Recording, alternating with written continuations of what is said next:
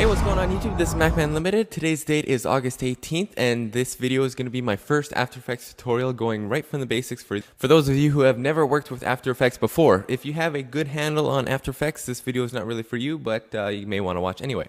So first of all, we have the project window right here. I'm going to show you how easy it is to import footage. I'm just going to import, I guess, the Tech Waffle intro. You just drag it right in there.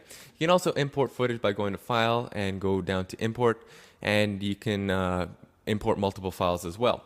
So once you've done that, you can actually create new folders right here by right-clicking, create a new folder if you want to keep things organized. I don't do that very often unless I'm creating a template that somebody else is going to be working with, but that's just me because I'm not really that organized. You can basically import any media file. After Effects pretty much takes it all, and the usual shortcuts in regular operating systems still apply, where if you hold Shift to select multiple files, or Command or Control, all sorts of stuff like that. You can actually rename the files right in After Effects. So I'm going to rename this to Tech Waffle because that's actually what this video is. And just by selecting, if you press Enter, you can rename it. It doesn't actually rename the file, so it doesn't mess around your files on your computer. Just kind of renames it in After Effects. So you can label it whatever you like.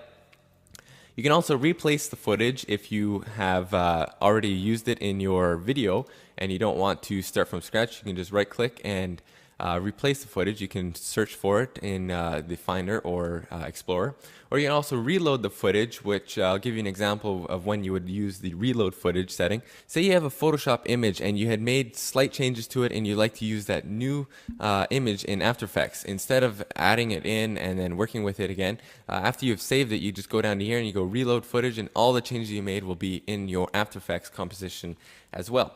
So now we're going to be creating a new composition. So you go up here to the composition tab up top, you click new composition, and right away you can name it whatever you like, so intro or tutorial, anything like that. And then you have some presets that you can work with. I usually use the HDTV 720 at 25 frames per second. You also change the resolution here, so if you know exactly what resolution you're going to be working with. An example of this is when I'm making a background video for my iPhone. That's when you would be changing that. You can also change the frame rate, but usually 25 or 30 frames per second is good. You also change the duration here, 10 seconds or 30. We're going to be working with 30 seconds for this tutorial, just because I want to show you guys something a little bit later on. Once you have created the composition, say if you want to change some of the settings, you can go up to composition and go to composition settings, and it'll bring up everything that you just did, and you can make any changes later on. Now, how do you add footage to the composition? There are a few ways you can do this. You can take your footage and just drag it right into the composition right there, and there it is. You can see it's in the timeline now, and you can drag that along. So if you have more than one video in here, you can actually offset them. The other way is you can drag it right to the timeline like that. So if you can see here, I have two videos now, and you can have them fade into each other. If you'd like to offset them exactly to a certain point, if you hold Shift when you're dragging it, it will actually drag it right to the end of the video. If you have the cursor somewhere like that, you can also get it so it goes right to the cursor as well. So now let's look at the user interface here. The first thing I want to look at is the RAM preview section over here. First of all, you can actually drag all these things along. They're very flexible. You can move, resize them as you're working, and you can actually delete them, move them around, stuff like that. You also go to the workspace area, and they have some presets here. You can go to standard or effects, and you can also reset things if things get a little out of hand. And if you don't see the RAM preview section right here, you can go to Window and select Preview, and then it will show up right there.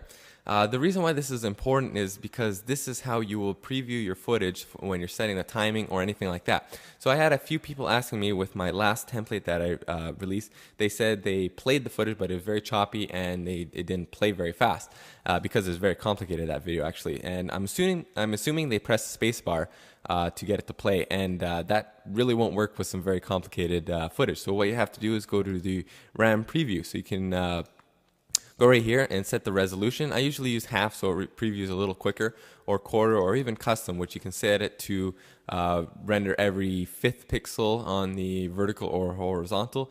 You can go all the way to 99, which is very blocky, but sometimes I've used it before, sometimes because the footage is very, very complicated, and I just wanted to hear if the sound matched up with the transition, and I just wanted to do it very quickly. You also set it to skip every couple of frames here, so if you set it to 1, it'll skip every 2nd frame.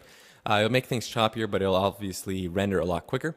Next we have the work area right here, which you can drag to a certain section, and it will preview that area when you select preview. There are a couple of ways you can preview it as well. As you can see here, you can click to change between play once, loop, or ping pong. So right now I usually use it as loop, so every time it finishes in the every time it goes from the beginning of this work area to the end, it will go back to the beginning and play it again. You can also get it to, if you click once, it'll go back and forth between the beginning and end and just bounce back and forth, which is kind of cool as well. And you can get it to just play once, it'll play once and then stop. So yeah, once you do that, you just click the RAM preview, which I'm not going to do because I don't think it's going to work very well when I'm making this screen recording. So now you can actually zoom into your footage right here by using the middle mouse button. You just zoom in and out. There are a few tools here with your, you can see here the hand tool to drag around. You can press H, or if you hold spacebar and click, you can drag it around. Same thing as well. So say you're zoomed in very, very close and you want to move over here, you can do that and zoom out and move it back. And you can change, I recommend setting this to half or something like that if you have something very complicated, so it doesn't take very long to scrub through, because if it's at full and it's a very complicated composition, it will kind of annoy you, and it annoys me when I'm working with stuff like that. Here we have the adaptive resolution. That's what I have right now. So you can see here as I'm scrubbing through, if I scrub through very quickly, it gets blurrier, and that's something you can play around with these. You can use OpenGL, which will work faster, but some graphic cards don't support everything, so I recommend using the adaptive resolution. Alright, so now we're going to go over some of the tools here. So we have the text tool. So if you click anywhere, you can add text, so text right there, and then what it did was it created a new layer, which you can see here. And there, I'm going to go over some of the simple effects that you can do to this. So if you bring down the drop-down menu, you can set to transformations. And if you already know what you're going to be working with, like opacity, the shortcut for opacity is actually T for, I guess, transparency, because O is used for something else. So what you can do here is if you want to change the opacity and animate it, you can click the stopwatch, and it'll automatically create a keyframe at the point in the timeline where you had your cursor. And then if you drag it to another point, just a little bit further ahead, and then you just change the opacity to all the way down to 0, it'll automatically make a new keyframe there, or you could click this if you'd like to set one before you change it. And it creates all the frames in between that animation, so now it just fades out very quickly. You can also move these around at any point or drag them out longer or shorter, which is very cool. You can set that to any of the options in the transformation, the position, scale, rotation, opacity, anything like that. You can also change the source text, all sorts of things like that. Basically, I can't really make a video explaining all of them. Just play around with them and you'll figure them out. Another thing I like to use is the time remapping. So if you right click on the footage, you go to time, and you go enable time remapping. What it will do is set 2 keyframes. You can see here at the beginning and the end of the footage, and you can set keyframes at any point. So at this point right here, we have the waffle in the middle.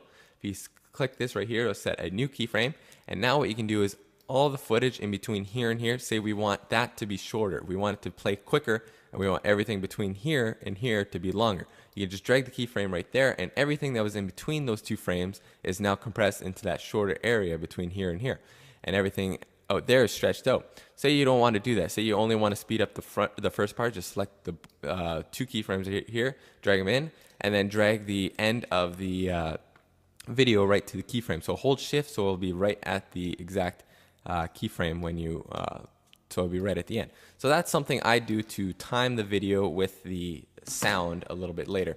It's not highly recommended by a lot of people, but it's just something I do.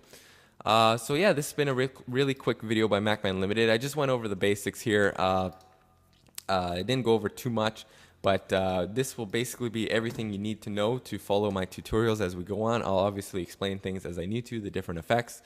But this is the very basics of After Effects. So anyway, I'll see you guys in my next video. My next video is actually going to be on the 19th, and I'll be releasing a project file, another template for After Effects. You guys can play with that using these new tools that you just learned how to use. So anyway, I'll see you guys later. Bye-bye.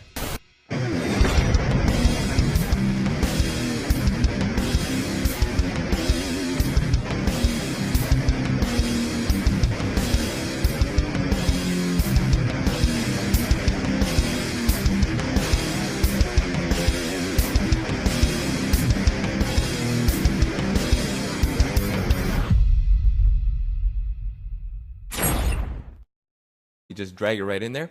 You can also import footage by going to File and go down to Import, and you can import multiple files as well.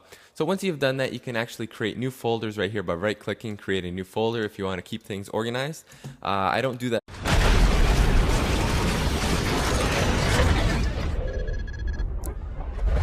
Hey, what's going on YouTube? This is MacMan Limited. Today's date is August 18th, and this video is going to be my first After Effects tutorial going right from the basics for those of you who have where if you hold shift to select multiple files or command or control, all sorts of stuff like that. You can actually rename the files right in After Effects. So I'm going to rename this to Tech Waffle because that's actually what this video is. And I've never worked with After Effects before. If you have a good handle on After Effects, this video is not really for you, but you may want to watch anyway. So first of all, we have the project window right here. I'm going to show you how easy it is to import footage. I'm just going to import, I guess, the Tech Waffle intro. Very often, unless I'm creating a template that somebody else is going to be working with. But that's just me because I'm not really that organized. You can basically import any media file. After Effects pretty much takes it all. And the usual shortcuts in regular operating systems still apply.